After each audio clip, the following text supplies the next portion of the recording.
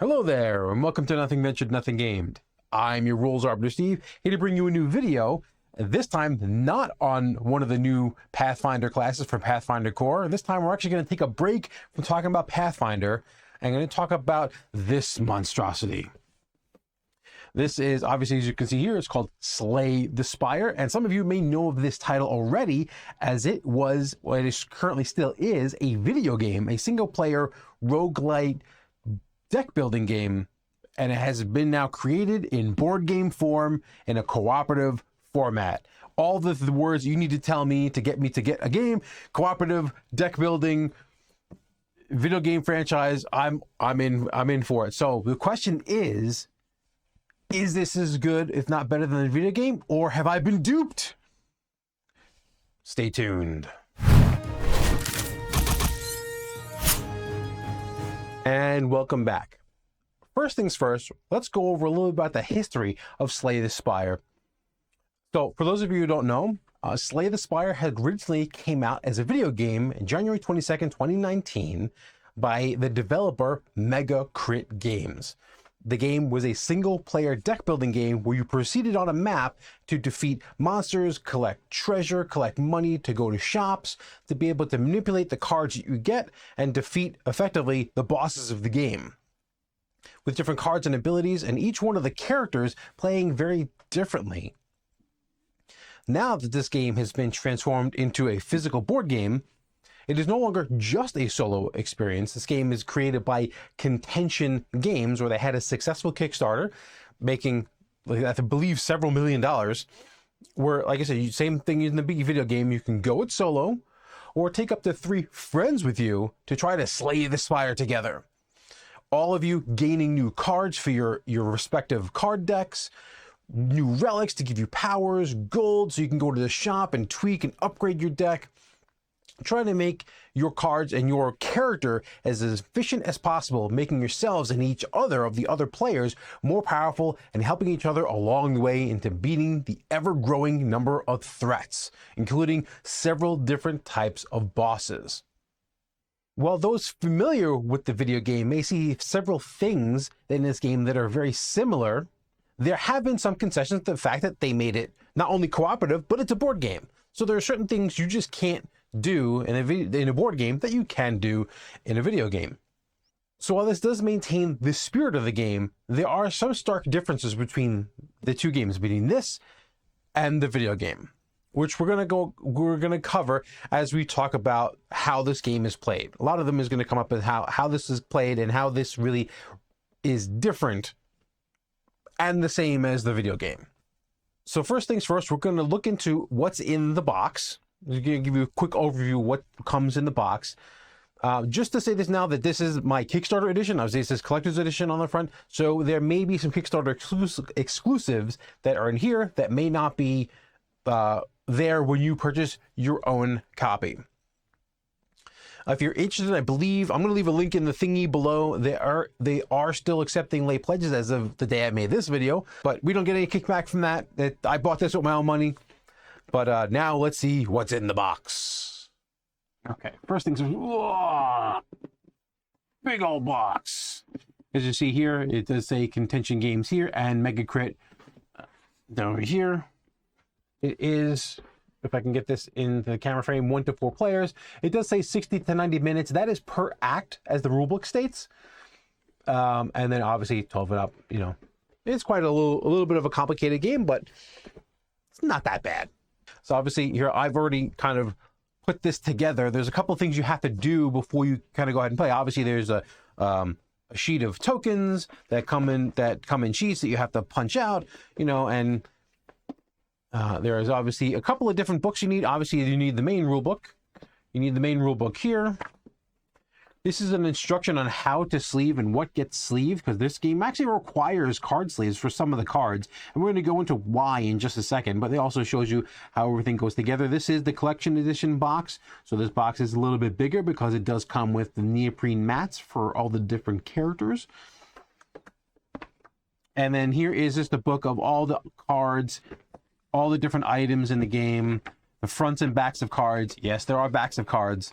And just in case you need a reference to look at them instead of having to flip through your respective deck to find what you're looking for. Here is a player reference guide. This is one of my pet peeves, is that this is the only player reference besides the back of the rulebook. Besides the back of the rulebook, this is the only other player reference. I wish there was some sort of card or something like that each player could have in front of them, but this one, this is the way it is. On the back of this is where you set up the merchant if and when you find the merchant. So we'll go into that during gameplay.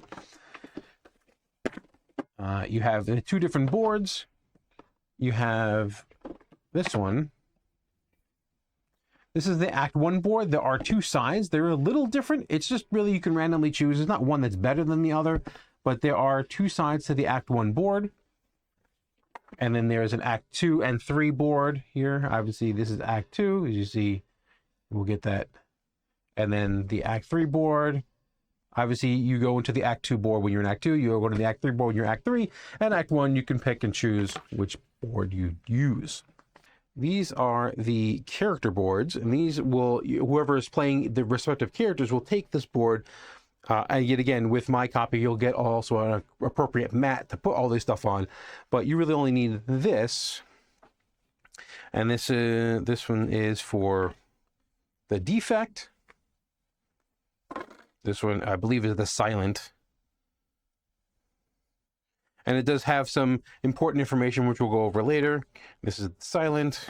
I believe this is the Watcher. And you have all the things that the Watcher needs to know about and all of their abilities. Yes, the Watcher, I was right. And then the Ironclad, the beefy one. And we'll take a look at one of the neoprene mats. And effectively, they're all the same. It's just there's different artwork on them. This is, I believe, the Watcher. And effectively, you have, let me see if I can get a shot of this. You have, where your player board goes. So you would effectively put your player board here. And like I said, I'll set this up in a second. And then you have all the different spots for all your cards. It's a nice little addition. You pay extra for it, but it is what it is. You have a little hit point tracker for the monsters. Some of the monsters have a lot of health. Especially the bosses have a lot of health. There's a little tracker to help you out. Yet again, just another neoprene mat that kind of helps you set up where all the different cards go. You need all the different monster cards, the event cards, and all the other stuff that you're going to need to kind of give you a spot to lay it out. Not necessary, but a nice little addition. Yeah, like I said, I think this is also another Kickstarter thingy.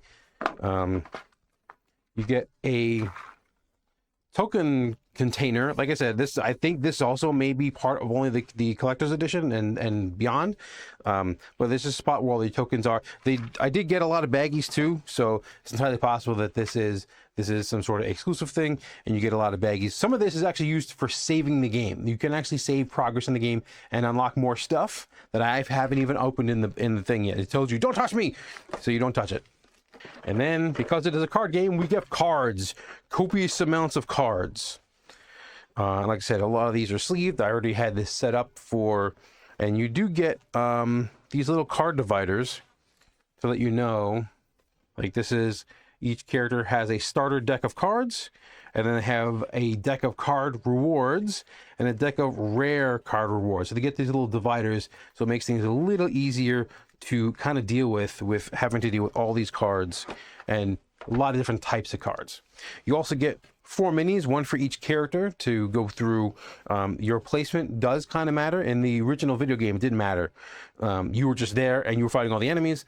Now that there's multiple players, there is some metric of who's standing where and get hit by what.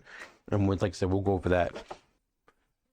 There are some boss cards, and depending on which act you're dealing with, and it also gives you a random way of determining which boss you fight. If you want to randomly determine it, you can roll a die and pick that card, or you can just go, I want to fight this guy and fight the Guardian.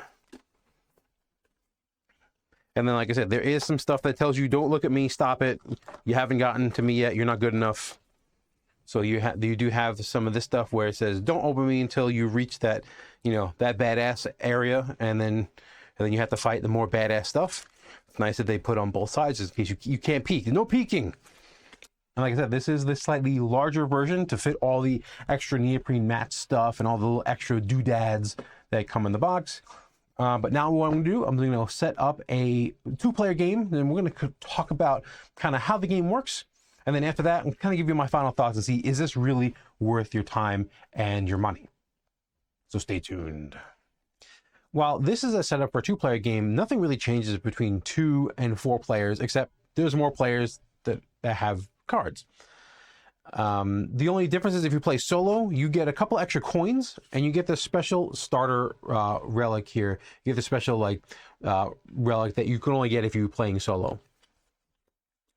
So here we're looking at the Ironclad and the Silent. These 2 characters are generally, what the rulebook says, the easier 2 characters to play. Doesn't make them any less powerful, but they're very much more straightforward and have less fiddly mechanics to worry about. And I'm not saying fiddly it's just the other characters are a little more involved than these characters. So first things first, each player gets their own player board, and it's going to have a passive ability on the top here, where then it'll tell you when it uses, like obviously the Ironclad here at the end of combat heals a hit point. The Silent at the beginning of combat draws 2 additional cards. This is reminiscent of the video game that they had starter relics that each class had. And as I say, we already set up the board. This is the double-sided Act 1 board already set up. There's dark spots and light spots. You just fill these out randomly with these tokens, and then what you do is right before the game starts, you kind of flip all these over.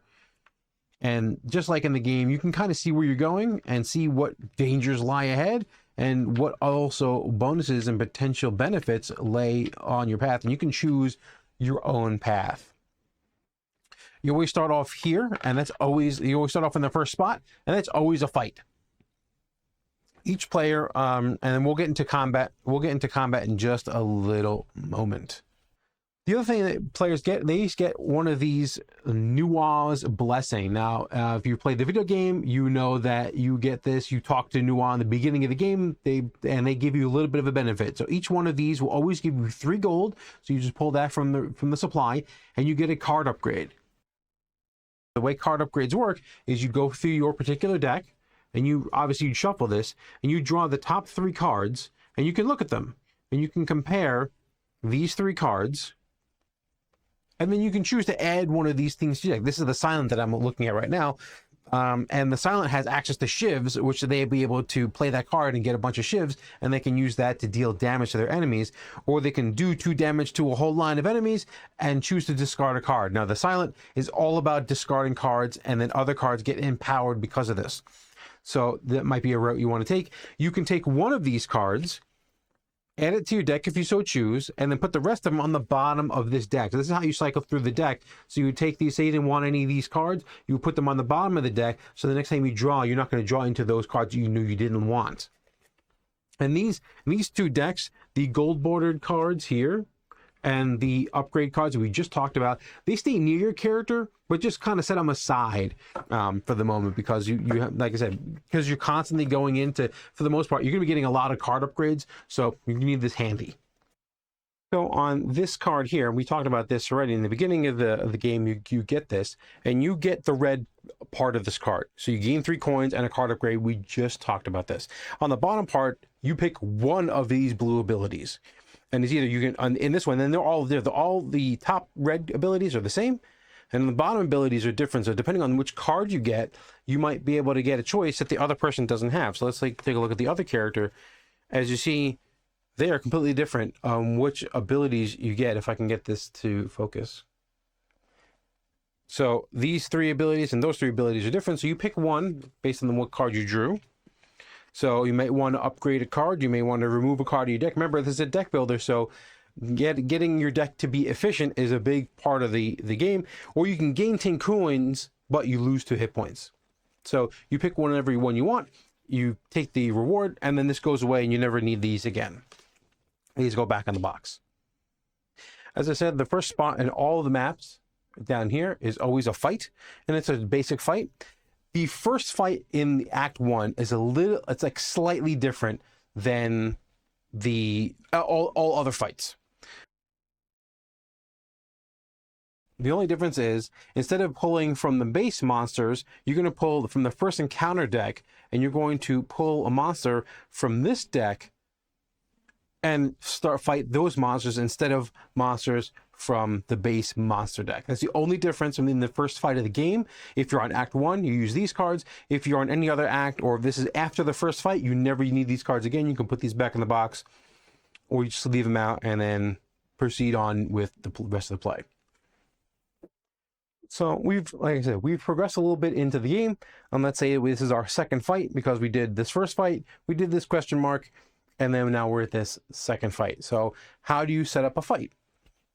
Well, first things first, you draw one card from the Act 1 monster deck, and obviously we're in Act 1, and then you put it in front of each player's row. Now let's take a quick look at how the monsters appear. So you have their hit points down on the side. Now, sometimes monsters have a hit point marker on this left side of the card. If they have more than 10 hit points, they will have the number here, so you can have more than 10. Obviously, the number that is around gold is their starting number. So this character, this blue slaver, starts with 10 health, and this cultist starts with a 9 health. So the other thing you have to look at is on the bottom of these cards, you see that this card has nothing on the bottom, so it just goes into play. This card has this green bar on the bottom, and it tells you that along with this character, he brings some friends. You know, bad for the players, but good for the bad guys.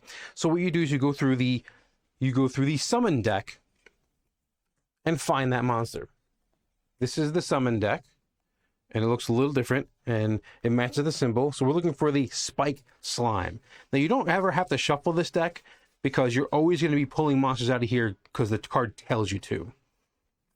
So you just, and then obviously there's a bunch of spike slimes in here. You either can pull one randomly or have one randomly selected. It doesn't really matter. And you put it in the same row that whoever summoned it, put it in that same row.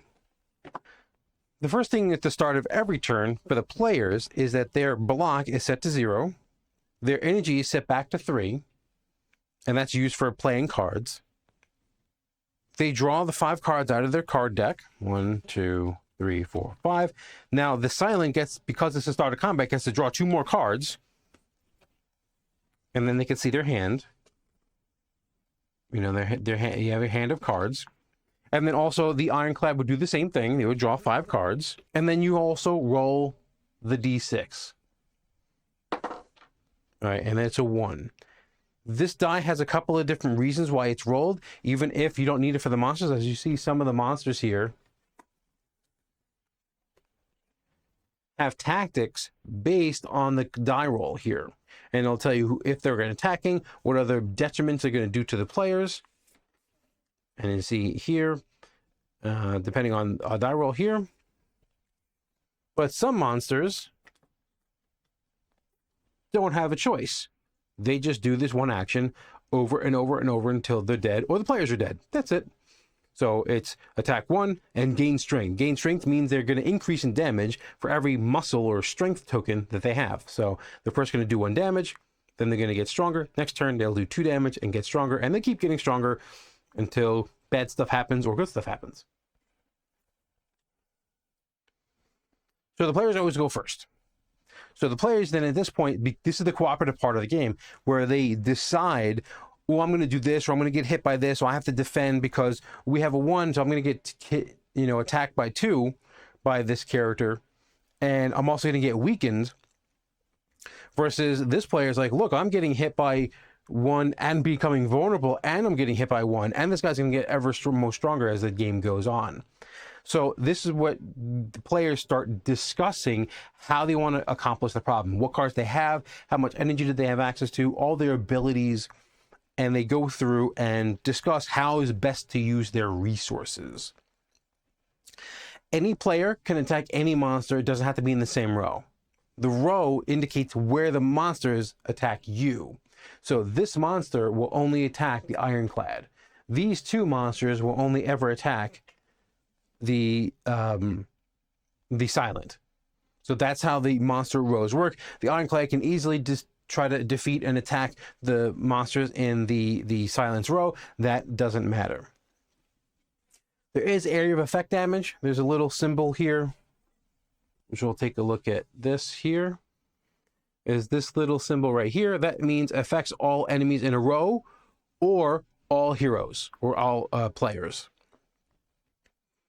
They don't have to be in the same row. It's either it's all play. If the monsters are doing this, it's all players get hit. If a player's doing this, it's all monsters in a chosen row, any row that they want, but also in the chosen row. Obviously, you get this little placard here. It tells you all the little things you need to know about all the different symbols.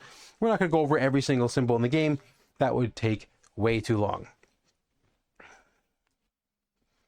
So players go. So when I want to play a card, I can see, look at my hand here.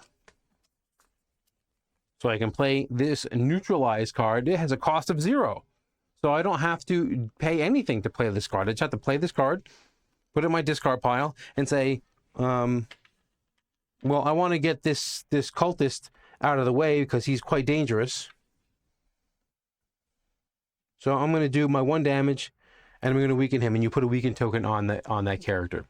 And remember, you have 3 energy default. Now, there are ways of getting more energy, but as you go, you have defend cards, which increase your shields. You have special cards, the survivor cards, you get 2 shields, and then you can discard a card. Like I said, this character is all about kind of discarding cards and gaining benefits. There are strike cards. Strike and defend cards are generic cards that everyone has access to.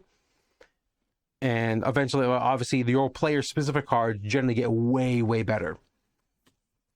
And as you know, we have strikes, defend, survivor. And so we don't have too many cards in the beginning beyond the basic cards. You have a few special cards, but you have a lot of these strikes and a lot of the defense, very similar to how it was in the video game. And then same thing with the Ironclad. The Ironclad, they have, you know, strikes and defends. It's like we talked about. The costs are the same. The symbol is different because each character has its own energy symbol, but energy is generic. If for some reason you gain energy from another player playing a card for you, then it still works. There's no unique type of energy. It's just the imagery that they use. So obviously this one's bash. It does 2 and makes them vulnerable, which means they're going to take twice as much damage, which is very good, but it also costs 2. It costs 2/3 of my available energy to do, which means it limits what the other cards that I can play during my turn. So maybe I'm going to get, maybe I'm going to eat that 2 damage just so I can get this bash out, maybe to save one of my compatriots.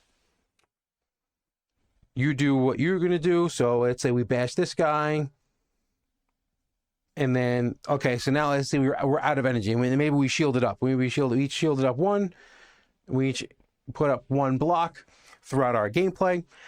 And then at the end of the player's turn, any cards that are left in their hand that they didn't play, they all get discarded. Okay, now the monsters go. So this monster is going to, so we rolled a 1. So this was going to do 2 damage to me. So I'm going to eat 1 block. And I'm going to take 1 point of damage, and I also would take a weaken token, because weaken token means my damage is going to be a little less next time. For every weaken token, your damage is -1 for your next attack.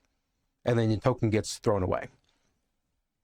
This character is going to take 1 damage from this, which is 1 block, and then 1 damage from this, which is 1 damage. And then now I am vulnerable. Vulnerable is a really bad thing. It is you take twice as much damage from the next attack that you're going to receive. So this is very dangerous. So we want to make sure that the silent survives this combat and not get pretty beat up. And this will go back and forth. So you go, you set all your stuff, the energy to 3, block to 0. You do all your card stuff. You do all your end of turn stuff. Then the monsters go. They set all their shields to 0. Then they do their specific action. Then they attack. They do their specific action, which may not be an attack. And then they finish their end of turn stuff, and then you go again, and then you re-roll this die. Every turn you re-roll the d6. So some things that the players have maybe have relics that are triggered on dice, and that's one of the things that's going to be different. As you see, we already took a look at, this is the solo relic, but there are many relics that work this way. This didn't work this way in the video game. The way they did this for the board game is that some relics have an ability that triggers on whatever the die face is showing. So this one is a 5. So on a 4 or a 5, whoever has this relic is going to get 1 shield. And if you roll a 6, you get to trigger any other die roll of relic ability that you may have. Maybe you don't have any. Maybe you eventually get one that you can trigger other abilities with. So throughout the game, you're going to get more of these relics. Or you may get more of these relics. You may get screwed. But a lot of relics are triggered on rolling a specific die on the monster die. I call it the monster die, but it's used for a lot of things. There are even some player cards that say, on a roll of 1, 2, 3, you do this. On a roll of 4, 5, or 6, you do that. And this is going to keep going until either the players lose or the monsters lose. So in Slay the Spire, the players lose when any single one character is dropped to 0 hit points. The monsters lose when every single monster is defeated. Now, this is different than the video game in a pretty significant way. In the video game, if a monster summoned another monster, and you defeated the main monster, the one that summoned the other monsters, the summons would just disappear. They would run away because the thing that summoned them isn't there anymore. In this, every monster stays till the end. You must defeat all summoned monsters, but in this game, monsters that summon things, they generally don't come back. In the video game, I think there are certain actions that the monster could take to summon more monsters in. But there are times where a monster will, especially in a boss, there's a boss monster, there's a big slime, and as he's defeated, he summons monsters. He kind of splits apart into many different little slimes versus a big, mean, huge slime. So that's one main difference between this and the other game, is you have to defeat everything. Everything has to be dead. And the easy way to determine if something's dead is obviously bring it to 0 hit points, and then you just flip it over. And then as you make sure once all the monsters are flipped over, if you're still alive, then you have won the battle. And now you have to determine what your reward is. So we're going to swap back to this map here. So let's assume that we were victorious in our defeat of these monsters. Now the summoned monsters don't have any rewards on them, so they can just go right back into the pile. And then these cards here have rewards on them. In a regular fight, in a regular battle, obviously the one that has the little image right here that we were talking about over here, that's a regular monster fight. Each player is going to have one of these monsters that has a reward on them. So you get the reward based on the monster that you're standing in front of. So in this case, the Silent would get 1 coin, 1 potion, and 1 card reward. So they would take a coin from the supply, they would draw a potion from the potion deck, you can have up to 3, and then you would get a card reward. The Ironclad, on the other hand, fought this monster. Again, you all fought together, but he was in front of this monster. He's going to get 2 coins. He's going to miss out on the potion, but he's going to get an extra coin for his trouble and a card reward. Card rewards is a big part of the game. The other pretty common reward is called the card upgrade. Now, people who have played the video game are going to know exactly what this is, and this is the reason why the cards are sleeved. We can look through our deck and pick any one card that we want and upgrade it. So what we do, and like I said, this is the reason some of you kind of already know what's coming. You can take a card and upgrade it, and you take it out and you flip it upside down, and it just got, now the name will turn green and it'll have a plus. So this, instead of Survivor, it is Survivor Plus. So what changed? So originally it's two blocks or 2 shields and discard 1 card, and it costs 1. We flip it over, it's still cost 1, it's still discard a card, but now you get 3 shields instead of 2. So that upgraded. Oh, you might think that that's not that good. Some of the cards, let me put this back here. We're going to look at a power here and its accuracy. So it's 1 energy to cost, and it is a power. Power, we haven't talked about power. There's different types of cards. There's attacks, there's skills. I believe there's other types of cards, and then there's power cards. Power cards are benefits that stay in play. So this is a passive benefit. So your shivs deal +1 damage. This is very strong because if you're building the Silent, that is the whole point, is to build a lot of shivs, this would be very powerful for you. So let's say we got an upgrade, and this was added to their deck previously, and then we want to upgrade it. So our shivs still deal +1 damage, so nothing changed, but look, the cost went from 1 to 0. That's very good, because that's a free card. So that you can just add it to your deck.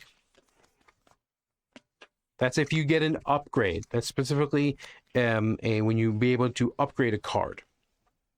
There are also several ways that you can remove cards from your deck. So a lot of you who've played deck building games before know that removing cards from your deck is a very good way of making sure you're getting the cards that you want when you want them, instead of having to wait through and pull through many cards that maybe are good cards, are not bad, but maybe not the right card for the right job that you need right now. There are a few ways to get those rare cards we talked about, these rare cards here. One of the ways is actually in your regular card upgrade deck. There is one card for every character. There is one card called the Golden Ticket. And it's a golden ticket, so this is drawn on a regular card reward. What happens is when you draw this card isn't added to the list. It is put on the bottom, and then in its replacement, you draw one of these special gold cards. So there is a way of getting it through regular card rewards, and there's also potential ways for you getting it in other ways that some of the tougher monsters give you straight up rare card rewards. The upgrade mechanic may be given as a reward for monsters, the upgrade mechanic we just talked about there, but also in some of these spots, you see a little campfire. When you go to a campfire, just like in the video game, you have a choice. You can either rest and get some health back, or you can decide to smith and upgrade one of your cards. So there's a choice. Whether do I need health right now, or maybe I want to get a little bit more powerful? Obviously, like I said, this was a big part of the video game, and I'm glad that they found a way to integrate it pretty seamlessly into the board game version. Instead of having to have twice as many cards, having them on the back side of the cards is a really ingenious way, and I'm pretty sure it's been done before in other games, but I still like it nonetheless. Okay, now that we've got a basic understanding and overview of how this game works, what are my thoughts on the game? So first, let me get out of this way. If you're looking for an exact one-to-one conversion of the video game to, video game to table, I'm going to say this is as close as I think they're ever going to be able to get. Yes, the health totals are different, because if you look at the actual game, the video game, the Ironclad starts off with like 70 something hit points, and here they start with 10, and the other characters start with 9. So the hit point discrepancies is way different, and the amount of damage and gold you're getting is way different because the numbers are just way higher in the video game. And then a lot of the relics work on those die roll mechanics versus what they used to in the video game. And a lot of the cards were also reworked to work differently. Obviously, the damage is going to be significantly different because you're dealing with way less hit points here, way less shields here. You're also dealing with other players that you can now affect with some of your cards. But damn, doesn't it feel like you're playing the video game almost one for one, but now with friends. The next is the component quality. The models, they obviously give you a model for each character. Although they're not painted, they are in their respective colors for, obviously, the red for the Ironclad, the red cards, green for the Silent, the green cards here. I mean, you can always paint them, but I don't think it was necessary for them to paint them. And the models are, really good quality for the fact that all you needed was a token. You literally needed a red token and a green token and a blue token and a purple token. And that's all you needed. You could have done this with meeples, but they give you 4 really nice quality miniatures that you could use. The cards are decent, are really good quality. I wouldn't say decent, I would say really good quality. Obviously the tokens, they're really thick cardstock, cardboard tokens. And at least on my copy, you get this cool little token tray here that you can put all the little bits and bobs that you need for the game. But they also gave me a whole bunch of baggies. Now, some of those baggies are used for there's a save mechanic in the game, so you can save your progress. And as you're going through, you can unlock more stuff in the game. Not like a campaign game, not that involved, but there is stuff similar to how the game works, because I haven't even unlocked everything in the video game, that as you play, you would unlock more cards that you wouldn't have access to. In this game, same thing, is as you playing through and you're marking off chits, and there's a spot in the rule book that you can mark off chits and saying, oh, I've done this, or I've done this, and I've done that. You can eventually open up some of those things and say, don't open until you've done this thing. And then you can start opening them up, and that expands what you can get access to. And I believe there's relics that are locked away, there is cards that are locked away, and potentially even harder monsters in a more, it's called Ascension, be ascending to the harder difficulties. There's a whole part of the game that we haven't even unlocked yet. I'm going to leave them sealed until I can beat more of the game.